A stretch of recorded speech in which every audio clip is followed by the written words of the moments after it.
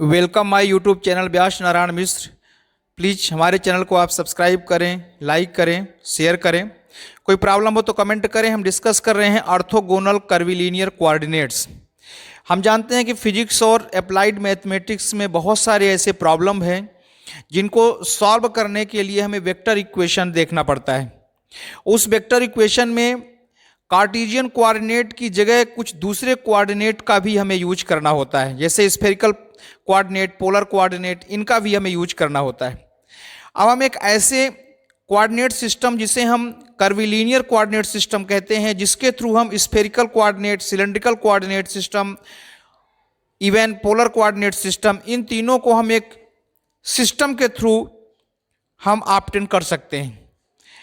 इसके लिए चूंकि अगर हम कोई पॉइंट डिटरमाइन करते हैं तो कार्टेशियन कोऑर्डिनेट में उसका हम पॉइंट लेते हैं एक्स वाई जेड, कोई एक पॉइंट होता है।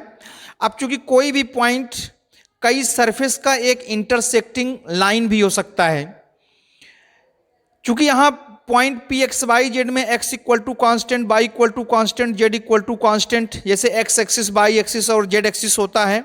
अब वो तीनों जो है म्यूचुअली परपेंडिकुलर होते हैं।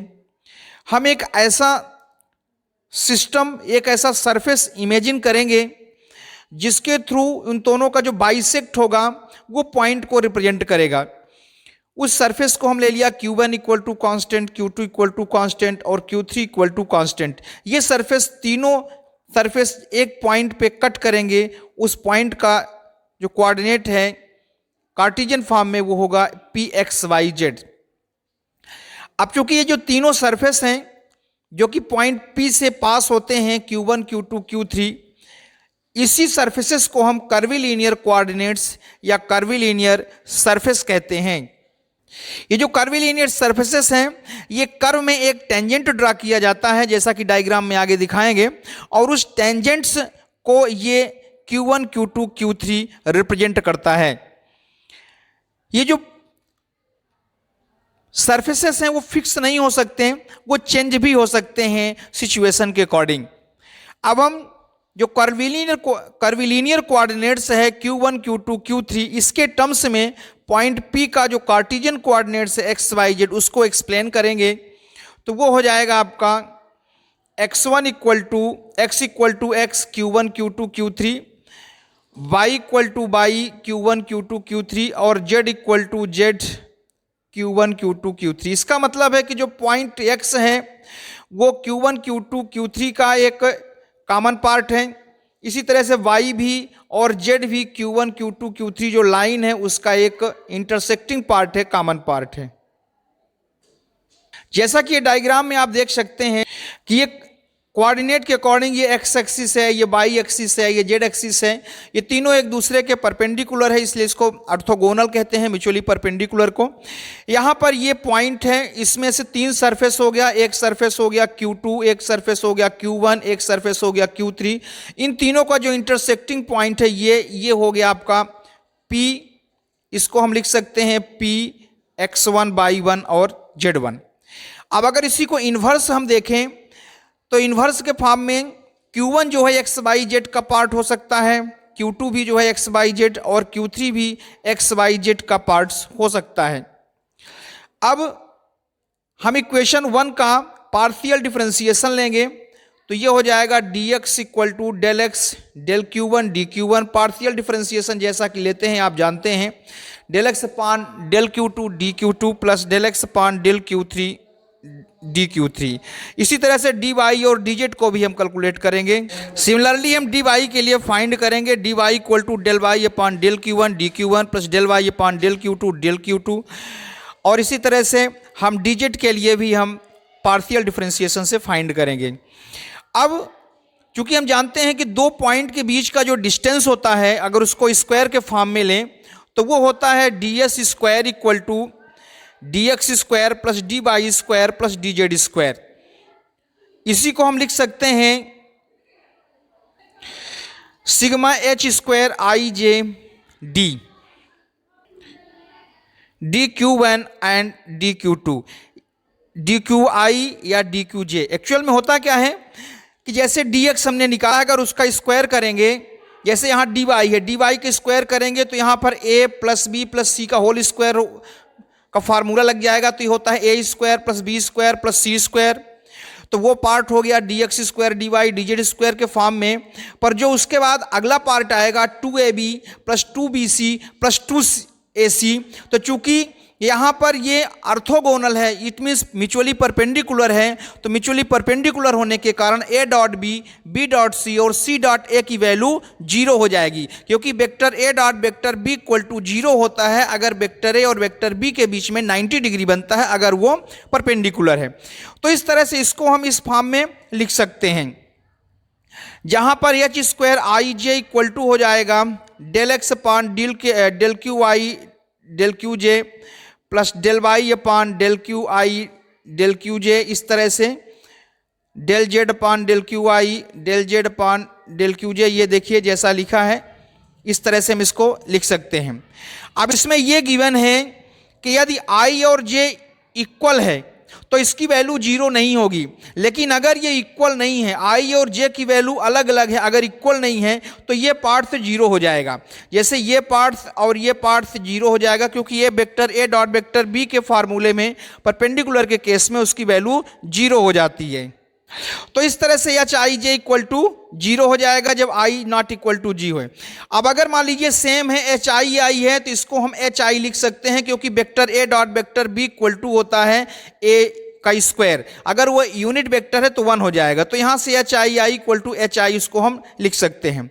अब इसी को यदि हम देखें तो डी एक्स इक्वल टू हो जाएगा H one D Q one, D Y equal to H two D Q two और D Z equal to H three D Q three. ये कंपोनेंट्स के फॉर्म में अलग अलग इसको हम लिखे हैं। इसको शॉर्ट फॉर्म में यदि हम लिखना चाहें तो D S I equal to हो जाएगा एच आई डी के आई। अब चूंकि 3 पॉसिबल सरफेस हैं और ये ऑर्थोगोनल सिस्टम है, तो उसके अकॉर्डिंग इसको हम इस तरह से, अगर डी एस आई जे है तो D S I D S J, इसको H I H J D Q one D Q J इस फॉर्म में लिख सकते हैं, अगर आई और जे के इक्वल नहीं है। अब चूंकि ये सरफेस के लिए है, अगर वॉल्यूम है तो वॉल्यूम के लिए हो जाएगा d s one d s two d s three, इसी को हम लिखेंगे h one h two H three D Q one D Q two and d Q three. ये वॉल्यूम के फॉर्म में होगा, क्योंकि वॉल्यूम में length into breadth into height होगा और सरफेस में लेंथ इंटू ब्रेड्थ सिर्फ 2 पार्ट्स होते हैं।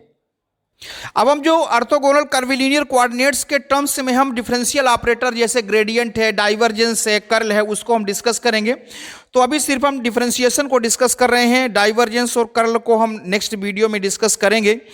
तो मान लेते हैं साई Q1 Q2 Q3 ये एक स्केलर फंक्शन है और ए जो है एक वेक्टर फंक्शन है जिसके कंपोनेंट हैं A1 A2 A3, ये कंपोनेंट हैं।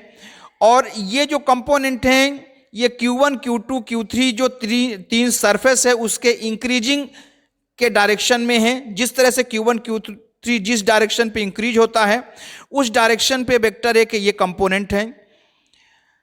Q1 Q2 Q3 का जो यूनिट वेक्टर है वो हमने ले लिया U1 U2 U3 U3। ये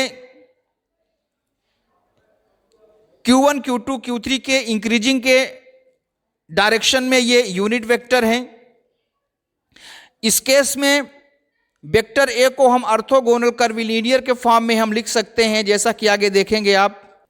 तो ये हो जाएगा vector A equal to A1 U1 A2 U2 A3 U3। A1 A2 जो है Q1 Q2 Q3 के इंक्रीजिंग डायरेक्शन पे है और उसी डायरेक्शन पे U1 U2 U3 जो है यूनिट वेक्टर है।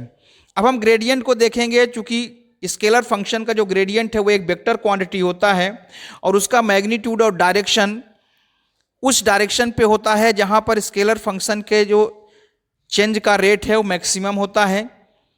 तो इसका हम यदि एक कंपोनेंट देखें तो del psi one equal to del psi upon del s one हो जाएगा। एस सरफेस है, सरफेस के अकॉर्डिंग है। तो चूंकि एस वन इक्वल टू हो जाता है एच वन क्यू वन, तो ये हो जाएगा 1 upon H one del psi upon H one del Q one. Del S I equal to H one del Q I होगा। ये एक डिफरेंशियल लेंथ है Q1 के डायरेक्शन पे। यहाँ पर जो डेल साई है वो ये रिप्रेजेंट करता है कि डेल एस आई जिस डायरेक्शन पे इंक्रीज हो रहा है उस डायरेक्शन पे उसका फंक्शन कितना है। इसी तरह से हम डेल साई 2 के लिए देखेंगे तो ये हो जाएगा 1/h2 del psi upon del Q2, और इसी तरह से थर्ड कोऑर्डिनेट की तरफ देखेंगे तो ये हो जाएगा। इन तीनों को हम सम कर देंगे तो ऑर्थोगोनल कर्विलीनियर कोऑर्डिनेट के कंडीशन पे ये कुछ इस तरह से हो जाएगा। फर्स्ट एक कंपोनेंट, ये सेकंड कंपोनेंट, ये थर्ड कंपोनेंट हो गया। यहाँ से साई को यदि हम इलिमिनेट कर देते हैं तो जो ये डिफरेंशियल ऑपरेटर होता है, ग्रेडियंट जिसको हम बोलते हैं, उसको इस फॉर्म में हम लिख सकते हैं, या आप देख सकते हैं यहाँ से। तो डेल ऑपरेटर होता है UI upon H1 del upon del Q1, U2 upon H2 del upon del Q2 and U3 upon H3 del upon del Q3। ये ग्रेडियंट, किसी स्केलर फंक्शन के ग्रेडियंट को इस तरह से हम लिखते हैं। हमारे नेक्स्ट वीडियो में डाइवर्जेंस और कर्ल भी आएंगे। आप हमारे चैनल को सब्सक्राइब करें, लाइक करें, शेयर करें। कोई प्रॉब्लम हो तो कमेंट करें। Thank you very much.